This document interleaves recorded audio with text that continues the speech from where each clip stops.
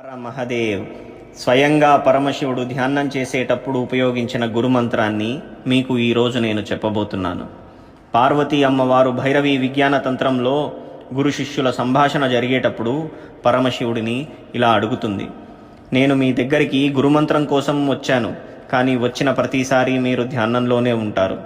అసలు మీరు ధ్యానం చేసేటప్పుడు చదివే గురుమంత్రం ఏమిటో మాకు చెప్పగలరా అంటే దానికి జవాబుగా పరమశివుడు ఇలా చెబుతాడు, నేను ధ్యానం చేసేటప్పుడు చదివే గురుమంత్రం సోహం.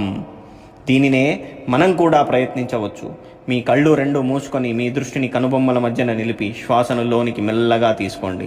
అలాగే శ్వాసను మెల్లగా బయటికి వదలండి. ఇప్పుడు మీరు గమనించండి, లోనికి శ్వాస పీల్చినప్పుడు సో అన్న శబ్దం లోన వెనక వినిపిస్తూ ఉంది. అలాగే శ్వాస బయటికి వదిలేటప్పుడు కూడా హమ్ అన్న శబ్దం వినిపిస్తుంది. ప్రయత్నించి చూడండి. ఓం నమః శివాయ.